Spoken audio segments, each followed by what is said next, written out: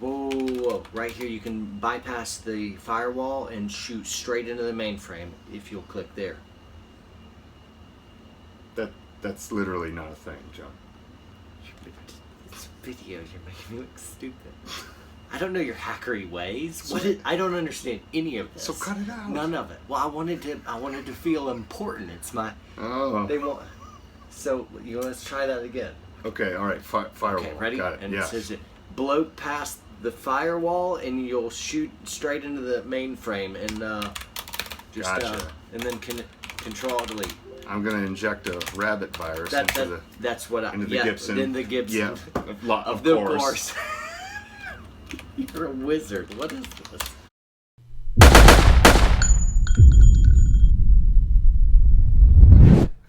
Hey guys, we just came off a 3-day kind of in the woods training, been shooting a lot. This is my buddy, we'll call him Troy, because that's his name. And we're deliriously tired. We're going to make a video. In all seriousness, I wanted to sit Troy down because he brings something unique to the table. He's a true warrior poet in every sense of the word, but his battleground is very, very different than what you're used to with me. Guns, violence, protecting those we love from bad dudes, and you do something similar, but guns isn't your primary profession. What do you do? No, I'm in cybersecurity. Okay. Been in cybersecurity for 17 years professionally. Technically, been in it for over 20. And what does that mean in layman's terms? I started doing it in under less than perfect circumstances. What does that mean? I want you to say the H word. Yeah. Cool. Yeah. I started hacking when I was a teenager. Okay. Out of necessity. Okay. And you put that all behind you now? No, I run 2 companies that are based off of that now. Professional hacker for 17 You're years. a professional hacker. Yes, I am. So like The good kind, the ethical kind. Okay, so there's 2 types of hackers. One is good and one is bad. Yes, and we call those white hats and black hats. It's based off of the old westerns. You know, the good guys all wore the white cowboy hats, and the black guys the bad guys wore the black cowboy hats. So this is something that's fascinating, and I think Hollywood's really taken off with this kind of stuff. I saw the James Bond Skyfall, where there was that baller villain, and he's got that whole room of servers, and he's doing crazy stuff, and I don't know anything about your world. Yeah. It's just all wizardry, and I feel like y'all can just reach out and wreck anyone, anytime, and turn the world upside down. And how much of, like, so for instance, Skyfall, how much of that is silliness and how much of it is legit from a professional hacker? I would say the outcome is possible. You know, what their goals, what they were trying to do is possible. What they show you on the screen is complete nonsense. Oh, so you're looking at the computer screen. Like, yeah, that's all. And you're like, that's crap. That's not. Yeah, Is he playing Free Cell? It's like when you see in the movies where somebody's holding a gun and they've got it upside down or whatever. Yeah. Very clearly. I just watched on the flight up here. We're in Wisconsin. We just did a warrior weekend, so a couple days training in the woods. We smell terrible. We haven't showered in days. It was a great time riding ATV, shooting pistol. We shot a Barrett 50 cal today. Oh, yeah. And Wes made a 700-yard shot here on the Tannerite. Boom! Really, really fun, right? ATVs. And I am clean, by the way. I've already showered. Fantastic. Good for you. We are disgusting. Yeah, we are. So anyway, I had a lot of fun and just hearing your stories of kind of like your war stories. Oh, yes. In Nerdland. In Here. Nerdland. I say that, but give me some more kind of inside track stuff. And it's funny, I'm doing to you what people do for me for war movies. Yeah, it's like, is that realistic? And I'm like, oh, it's the worst. Yeah. I can barely watch that movie because terrible tactics or weapon handling or nobody. Soldier would never say that. They certainly never do that. But they wouldn't even say that. Yeah. And so now I'm doing that to you. So we covered like Skyfall. What's an example of a terrible hacker movie? Hackers from the 1990s with Angelina Jolie. Why is it silly? Well, they use absurd language. It's well, you know the drill. They take the sexiest sounding buzzwords and they stitch them together in a way that your average person wouldn't understand. but to somebody in the know, it's absolute ridiculousness. Okay. All right. Okay. Another example of a fanciful hacker movie. And this doesn't have to be as crazy bad. Just something that annoys you and pops in your head now. Swordfish. Swordfish. Yes, I don't know if you've seen that. With John Travolta. I believe so. Yeah. Yeah. I think so. All right. Cool. Yeah, it's where that's the one where they brought in the super hacker who could. He's the only one in the world who can do this, and they flew him in, and he also happens to be 6'5" and have a 6-pack and long blonde hair, and they put a gun to his head and made him break encryption on a laptop in the middle of nowhere.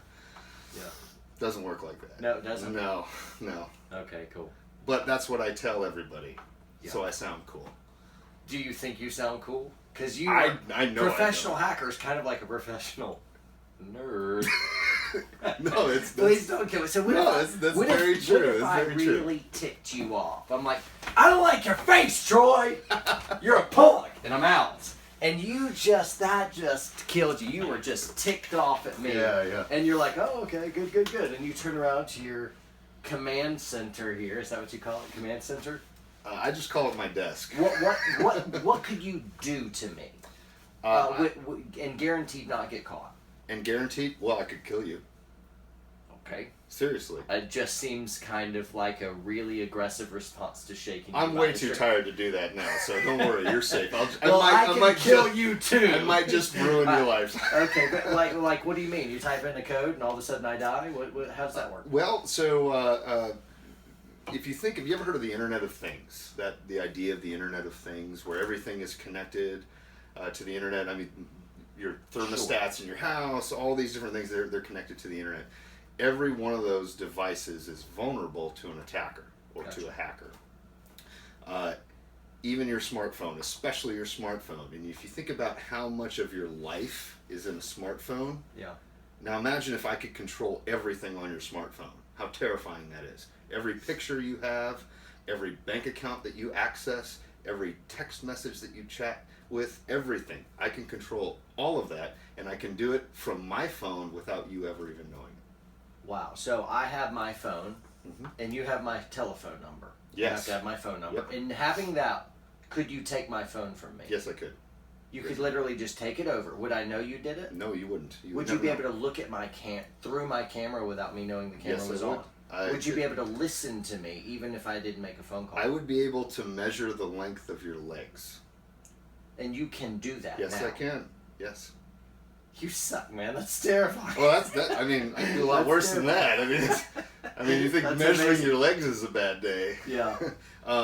Worse is hospitals. Okay.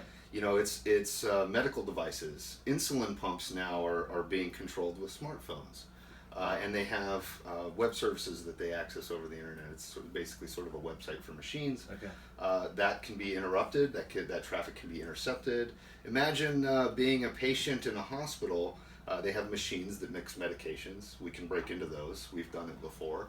And administer whatever medication and whatever dose that we like to. And you broke in. You didn't jack with people's medications, but you No, could have. certainly not. No. You were doing a security test, and Yes. that's why you're wearing a white hat. Yep. You break in to show vulnerabilities to save lives, so somebody who with nefarious intent doesn't break in and actually go through with it. Exactly. That's your job. That's what you do. Yeah. Yep. You are hackers fighting hackers. Yes. And that is your war. That's your our war. battleground. Yes. And what would happen if the white hat hackers weren't there? Lots of bad stuff. Yeah. National infrastructure, critical infrastructure. Would So be our down. power grid. Your power grid. Could Your a bunch of healthcare. black hats take down the power grid. Sure, your healthcare system. Yeah. The power grid is a great example. Most utility companies, they run off of something called a SCADA system, which is essentially, you can think of it as a fancy valve control system. Okay. It's very, very old, and it runs on very old technology. And the older your technology is, the longer it's been around, the more time hackers have to discover weaknesses in that technology and find ways to exploit them. SCADA systems are almost always what we call air-gapped, meaning they're on a totally separate network and they are not connected to anything for that reason, most of the time. It's not always the case. But we still have ways to get around the air gap too. There's ways to do that. But the power grid is a great example. Here in our city, if we lost power, we lose water. And if we lose water, how much time we're a ticking time bomb. Yeah. Right? People will kill each other for water. And that is a war, by the way, that has been waging for decades between nation states. And every once in a while, and this is great too, because every once in a while it'll pop up in the news. You'll hear something like the president will get on and talk about cyber war, and it'll kind of be around for a day or two and then it goes away. That's always been there. Yeah. Well, why isn't it publicized more? Well, frankly, people don't want anyone else to know about it. So, and frankly, it's terrifying, and it's so foreign to me. It's something I don't understand. I'm almost contentedly sitting back and be like, all right, we got white hats on it, though? Yeah. All right, good. Well, I'm going to go back to GWAT then, because it's a war I understand. It is, but it's a war that the white hats are at a constant disadvantage, because the bad guys only need to find one hole, one weakness to exploit, and they have. That's no different than war and gunfighting. It's absolutely. It's amazing how we're just talking throughout the weekend, and he's talking about all penetration tests and vulnerabilities and action versus reaction with the black hats and the white hats, and it's all the exact same. And I even looked at you and I'm like, no, you're me who took a different fork in the road. Yeah. You're a tactician fighting a war with a different weapon. Exactly, yeah. And I thought that was really cool. Yeah, we are. So good for you. I did too. It was really great to see all the parallels too. Yeah, well, but I mean, even same language, strategy, tactics, just a different tool. Yep, threat indicators, all that stuff. Yeah, we use all those words too. Yeah, he's got a command station behind us, and right before we started making this video, he's surfing around and freaking me out, showing me, whatever. Some of the dark corners of the internet were the threat side. Right, stuff I didn't even know was there, except for you hear it pop up in a TV series or a movie everywhere. The dark web. Ooh, sounds sexy. It sounds terrifying, and frankly, it is terrifying. It is. Yes. Terrifying. I saw it tonight, and I hope to never see it again. But there it is. Let's. Can you give us kind of like or actually, I want to know more about kind of capabilities of what you could do. Okay, sure. So you have my telephone number. You know I am John Lovell. Could you take all my money? Yeah, but I don't need to. If I took your money, well, maybe you have a lot of money in your bank account, but your average person doesn't have more than. I have millions, hundreds of dollars. I take that back. $100. You're a hundredaire. I take it back. I'm going straight for the bank account. Son of a... Straight for it. All right, so you said you're not interested in that. Not at all. Why wouldn't you be interested in my money? Because I can make far more money off of your medical records. That's what you're after. Yeah, 50 to 100. What kind of hacker goes after credit cards and money? Amateur ones. Really? Yeah, at least that's at that completely backwards, and I'm actually leading. I'm kind of playing it. You told me that earlier, and it was just so shocking. Well, let me lead you in it like it's the first time. Little acting there, I kind of nailed it, but it was good. It was good. Really good. But now I explained it, and I really made it. Cornballs. Okay. Why is that? You can make a whole heck of a lot more money other ways. The greatest example that I like to use is medical records. Okay. Because it's generally the most surprising. And your firm specializes in healthcare type stuff. Healthcare and financial services, yes. That's what your firm does. Your white hat's doing penetration tests for these companies and also protecting this. Okay. Every once in a while we get a phone call from a 3-letter agency too. Okay. But I'd love to tell you more about that, but I'd have to kill you with my smartphone. I hope your smartphone is faster than my draw. It is. Right, keep going. It's about 3 milliseconds. How's your draw looking? I can't do that. You got me. Yeah, so your medical records are worth about, and this is the last time I checked, and we typically monitor the underground websites for this, the dark web for this. There are black market exchanges where your and my information, quite frankly, has been bought and sold. And in fact, in all probability, everyone's information has probably already been bought and sold, at least once.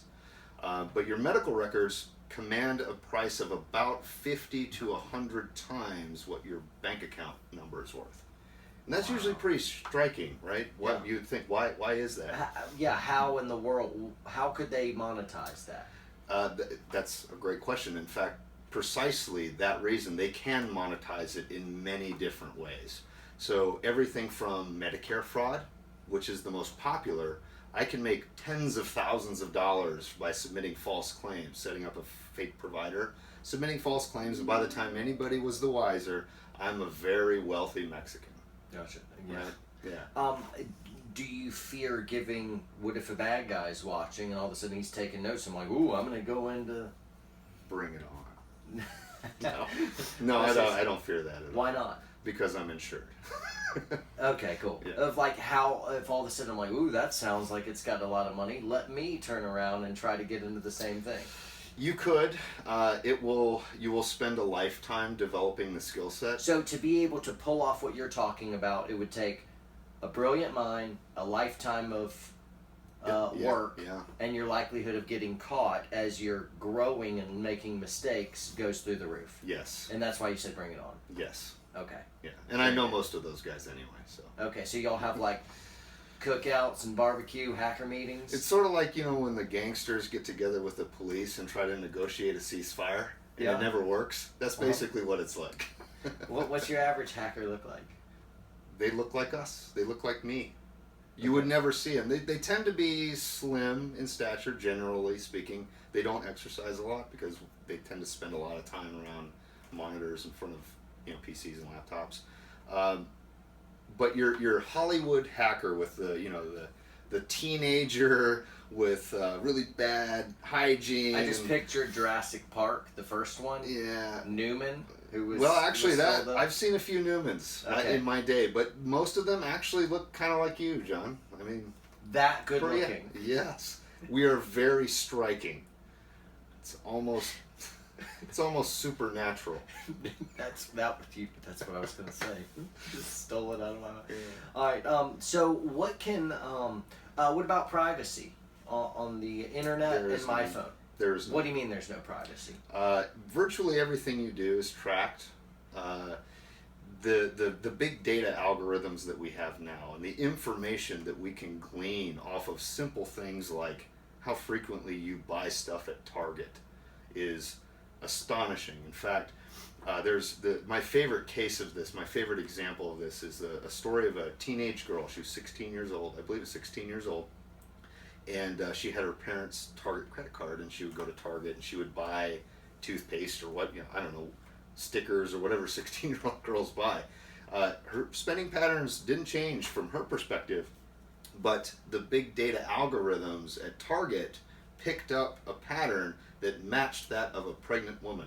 So they started sending her coupons for pregnant women clothes and things that an expectant mother would need. That's an erratic thing, because when my wife, got pregnant, she'd have these like, you know what, I want cheeseburgers and pickles and milkshake. They'll fix on something and like have weird taste, and so they can predict. Exactly. They can predict crazy. She didn't even know she was pregnant. That's amazing. And she was amazing. And that's a store's ability to process your purchases and whatnot. Imagine the 3-letter agencies. Yeah, exactly. Agencies. Oh, yes. So I sent an email, I regret, 8 years ago, from an email address I don't even have anymore. Is that still out there? Probably yes. You could find that. Okay. If you know where to look, yes. Most people would not be able to find something like that. Is everything you ever type into a computer, unless you're permanent forever? Not everything. Okay. Not everything. A lot of things are, but not everything. So I opened Google 2 years ago and searched for rugged, good-look hackers. Well, that they would record. And my name came up, right? Well played. That was quick. I'm learning. Hey. All right, but anything you ever do on your phone and your computer, there is no privacy. It is there. We have to. We really have to accept this principle. It is very true. There is no privacy anymore. Is there anything I can do about it? There's very little you can do. From a security hygiene standpoint, If an elite hacker wants you taken down, they will take you down. In the same way that if a super top tier operator like yourself wanted to take me out, I'm a dude sitting in this room laughing at our terrible jokes. I'm a dude. well, But I you get your get my point. I point. get your Yeah, point. it's you can't stop them. Yeah. You just can't. But for your average person, it really kind of boils down to the basics of security. It's be prickly, don't be an easy target. That situational awareness that we talk about, that doesn't end at the keyboard. Mhm. If something, use your instincts, right? If something doesn't look right, it probably isn't right. Gotcha. Should I be alarmed that I have no privacy and I have this vulnerability? No, it's perfectly fine. I've accepted Well, it. how could that be okay? It's just like, you know what, John, the sky's falling. If I wanted to take you down, I could. And you have no privacy ever. And you know what? It's cool. Well, so what makes people agitated about not having privacy is this perception that there's a human being that is spying on them, or that whatever information is available is being processed by another person. That's not true. They are machines that are spying on you, and they are machines that, quite frankly, they just want to sell you better products.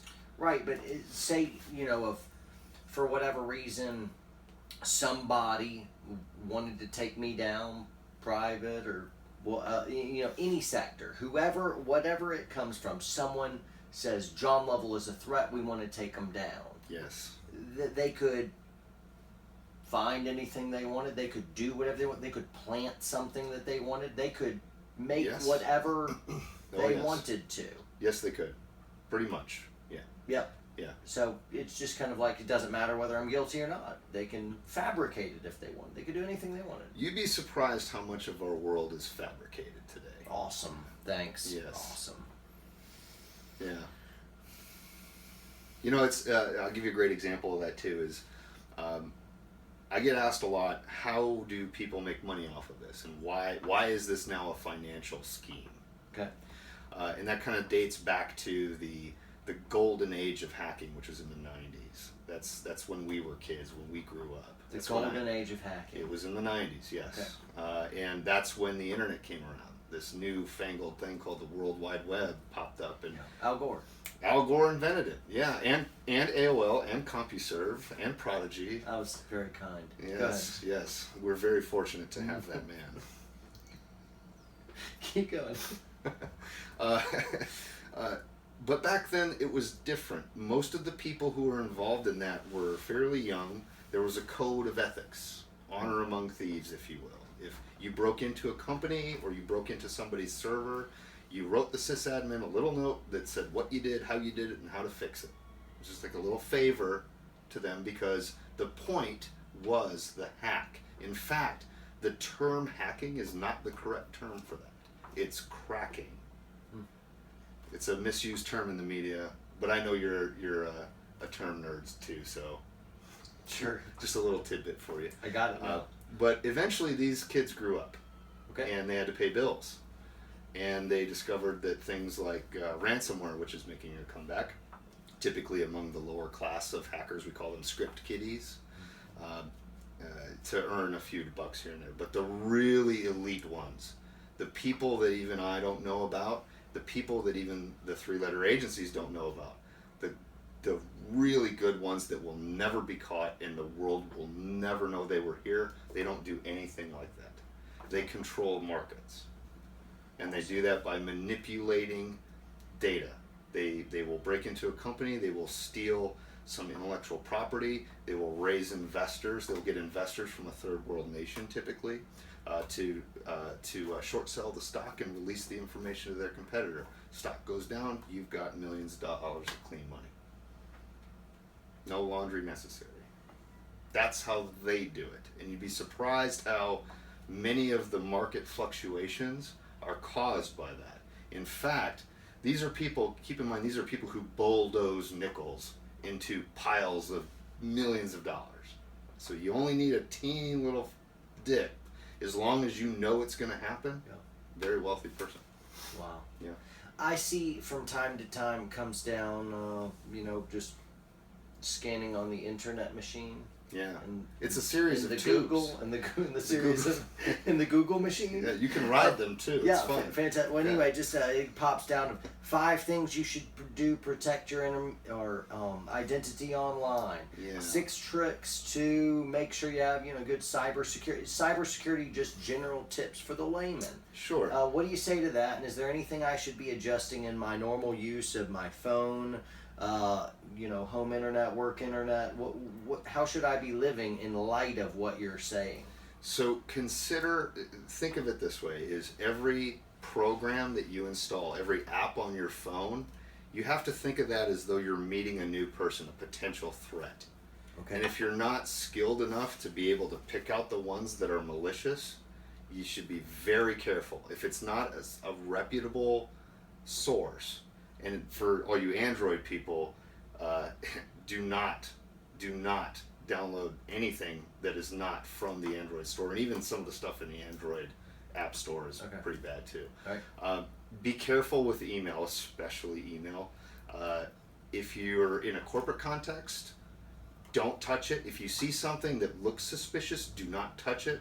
Don't delete it. Call your sysadmin. Call Don't your even IT click guy. and open it. Don't just click by and the open it. subject line itself. Because if you open it, you don't have to click on something else. Once you open it, you're toast. You can get owned by just going to the wrong website.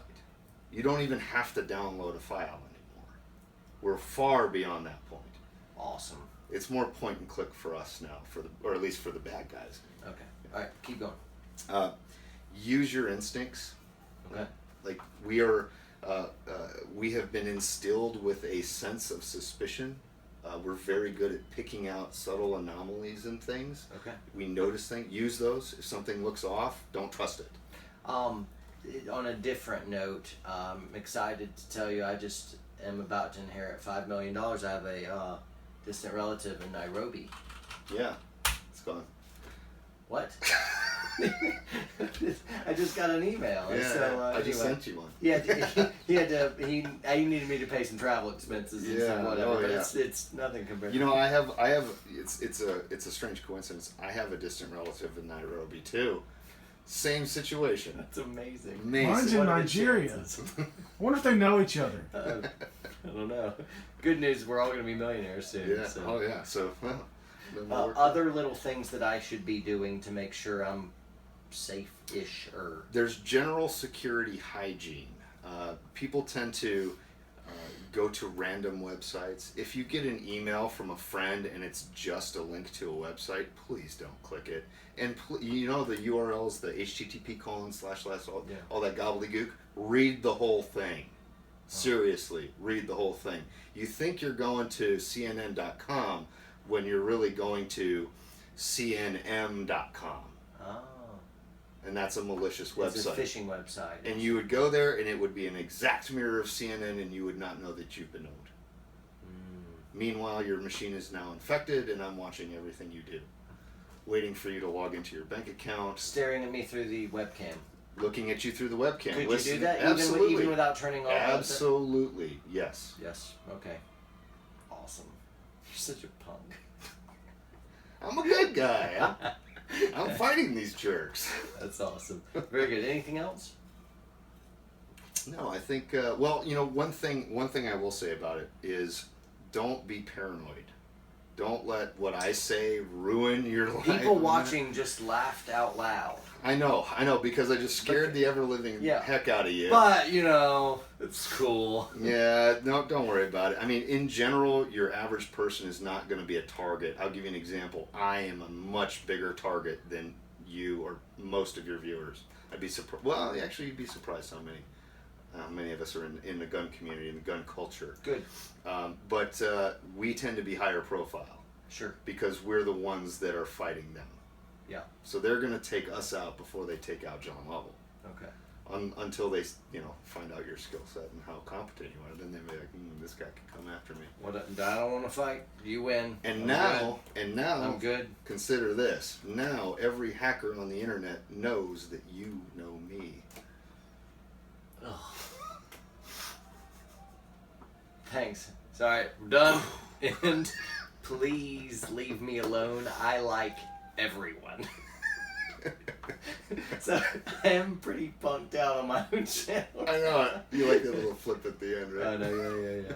Cool. Anything else to add? Any No, closing that's it. remarks? Well, I'm real grateful to have had you to do this. I mean, Sure, I don't man. know anything about this kind of world. This is all foreign to me. Yeah. But to just kind of open my eyes and let me know of what's going on out there, separate fact from fiction, give me a few little tips, and kind of let me know my place in the world. And there is a war raging where warrior poets like you are waging a very important world war that must be waged with a very different tool. And so thanks for fighting the good fight, man. Oh, thanks for fighting the physical fight. Awesome. Cool. That's it, guys.